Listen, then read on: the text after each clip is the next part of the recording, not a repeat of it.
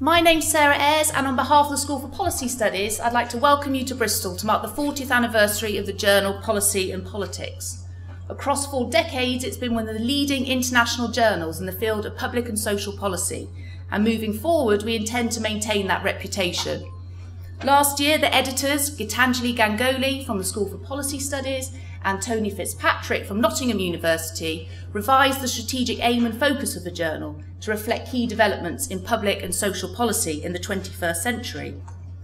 The most cited articles in the journal have focused on topics such as citizenship and public participation, multi-agency approaches to policy, theories of policy making, and the politics of public policy, and we warmly welcome submissions on these themes.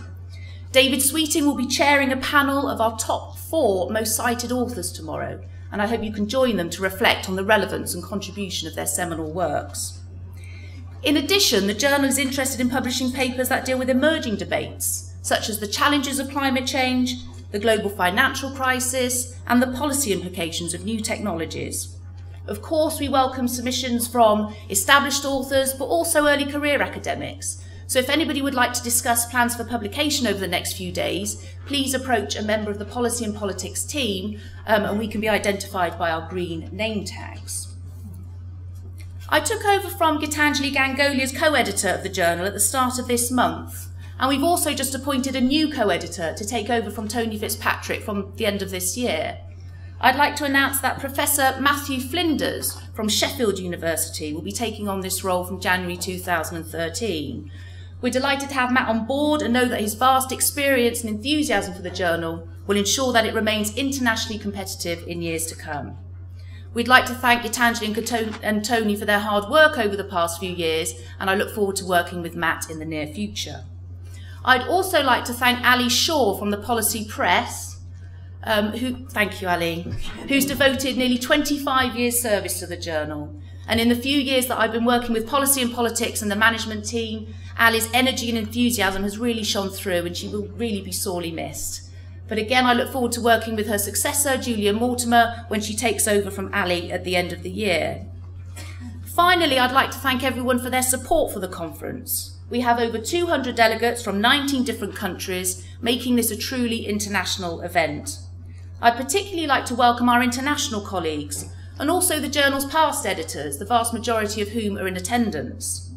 A warm welcome to the founding editor, Bledin Davis, who established the journal in 1972 and who's participating in the past editors panel convened by Randall Smith later today.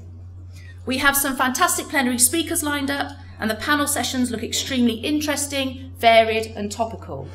Over the last few weeks, I've had numerous comments and emails from colleagues saying how fantastic the programme looks, and that's really testament to the interesting work that you're all doing. The theme of the conference is 40 years of policy and politics, critical reflections and strategies for the future. Over the next 2 days, delegates will be exploring contemporary policy issues within the context of the last 40 years and reflecting on how much is enduring, what has changed, and how we might use past lessons to inform future policy. Policy and politics has always drawn attention to the link between research and practice, and at this year's conference we have a joint panel with the Political Studies Association, chaired by Charlie Jeffrey, that examines how, as academics, we can engage more effectively with Parliament and policymakers.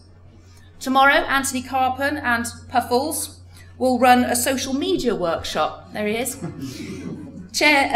which will provide guidance on how we might use new technologies and enhance our research impact. These panel themes reflect elements of the work of the journal that are enduring, but also new developments in the 21st century. Just to say also that we have a small camera team that will be filming the plenary sessions and selected panels. They'll also be located in the coffee and lunch areas, and they'll be approaching people for informal comments about the conference. If you'd like to get involved in this, then please introduce yourself to them. These clips will be used to compile a story of the conference that will feature on the website shortly after the event. We also have a conference hashtag, PP40, so please use this when sharing your views online. That just leaves me to say that David Sweeting and I are really grateful to you for your support and involvement in the event, and we hope that you have an enjoyable and productive few days. I'd like now to introduce the Pro-Vice-Chancellor of Bristol University, Professor Guy Orpen, who will say a few words.